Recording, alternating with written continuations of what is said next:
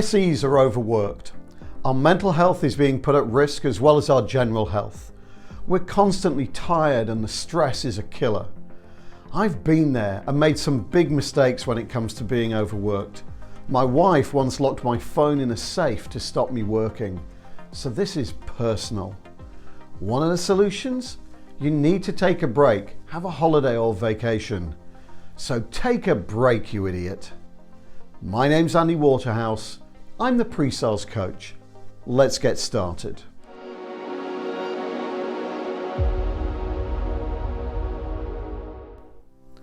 By the way, if you like this video, then don't forget to hit like and subscribe to keep updated on the new content that we release.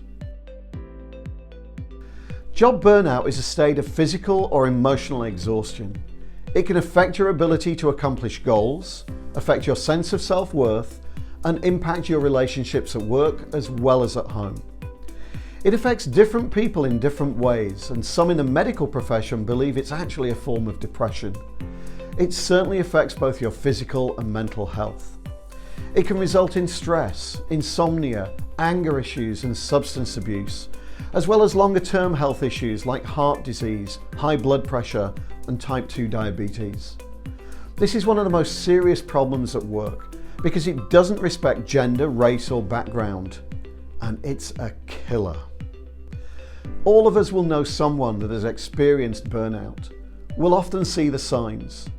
People that are more cynical than usual or overly critical of others. They lack energy or the ability to concentrate or have no job satisfaction. As we look at ourselves, do you have to drag yourself to work? Do you have trouble sleeping? Or maybe you're using food, alcohol, or other substances just to get by. Do you have regular headaches or unexplained physical problems? These are all symptoms of a potential problem. At work, we usually see the performance of someone heading to burnout degrades from what is expected. The person is just not capable of doing what needs to be done. There are many factors that create burnout, and it can affect each person differently. But there are a number of areas that are key contributors to most people. Extreme levels of work, or even a constant high level of work, are the main issue. That constant pressure that someone feels. This is very common in a sales environment due to the workloads that we often face. And related to this is an imbalance between work life and personal life. It could be unclear expectations at work, so you're spinning your wheels, not knowing if you're hitting the goals that have been set by your manager, or even peer pressure. A dysfunctional workplace that might include bullying and pressure to conform in a way that you're not comfortable with.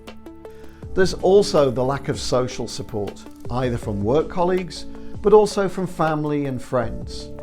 We all need someone to confide in and to unburden our concerns. The lack of ability to do this just builds that personal pressure. Sometimes it can be a combination of these, and it only takes a relatively small change to tip someone into a path of burnout. We also need to consider the impact of COVID-19, how it impacted our working practices, our lack of social contact, and also the pressures of companies wanting us to return to office working. The working practices element is a really interesting one to drill into. We shifted many of our meetings from in-person to being on video calls like Zoom, Teams, and Google Meet. The issue here is that with in-person meetings, we'd usually get a natural break between meetings, obviously if we had to travel to them. But video calls allow us to do back-to-back meetings. Microsoft did an amazing piece of research on brain activity that focused on Zoom calls. They looked at the impact of back-to-back calls against calls with breaks in between. The data clearly shows the stress levels increasing on back-to-back calls, but it also means the individual is less effective as well. Now imagine that you extend this across a day, a week, a month. Is the effect here cumulative? In my experience, the answer is clearly yes. I've had many people tell me that they can't take a break because the business and their role needs them. That's utter nonsense. What they just admitted is that they're putting the business at risk by not sharing and delegating the work they do. In the event that they have a health issue or there's an unforeseen event like an accident, then the business will be impacted. Handling burnout is complicated as it affects people differently. However, there's one simple truth. Taking a break from work, a true break, can help immensely. Sometimes the break might just be a long weekend, sometimes a week or 2 weeks, which I recommend at least once a year. You could use a mental health or well-being day at work. Some breaks are more like sabbaticals and can last months, and may be needed for severe cases of burnout. The vast majority of people that work in a sales team are granted some form of annual leave, and yet many simply don't use it at all. This is ridiculous. And yet, I was guilty of doing exactly the same up until a few years ago, while telling my team they needed to take their vacation. I particularly dislike the ultra macho fools that say things like, "I've not taken a vacation in 3 years and I'm doing great." In my opinion, they should have a flashing neon sign on their head saying, "I'm an idiot." The nonsense that they're talking about can cause real harm. There are studies that have clearly demonstrated that giving breaks improves productivity. The recent study in the UK for a 4-day working week showed significant improvements in productivity in real-world companies. And when I say take a break, I mean a complete break. Ensure that your work is handed over to someone else for the duration of the break. Set an out-of-office responder and change your voicemail. I even know of people that delete email and messaging apps on their phones before they go on a break. You have to break the link back to work.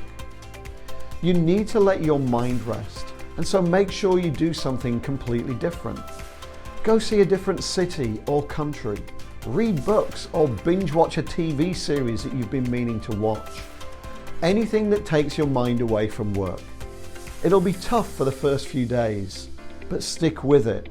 The benefits are immense.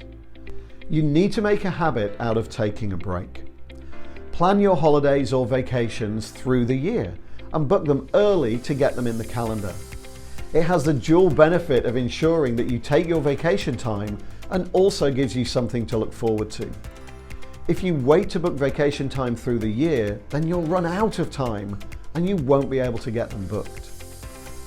Take regular family weekends. Leave devices at home or set a personal focus to disable work alerts, but give your family the time and attention that they deserve. As a manager, make a habit of ensuring that your team is taking vacation. It will improve your performance and your team's performance.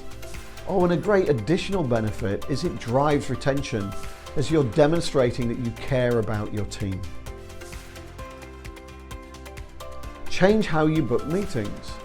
Don't do back-to-back meetings. Book them for 25 minutes or 50-minute meetings and make sure that you finish on time so you get that break. Block out some thinking time during the day. You need to think of the brain like a muscle. You need to give it different exercise schedules during the day, big tasks, small tasks, and regular breaks, as well as drinking water. This is how athletes train to become champions. Find someone at home, your friends, or at work to confide in. A problem shared is a problem halved, and you'll probably find that others are having similar issues as well. Exercise regularly, although I'm not a great example of that. Set a regular sleep schedule and stay away from electronics at least an hour before bedtime. And don't forget, get support from a medical professional if needed. Taking breaks is one of the easiest ways to avoid job burnout.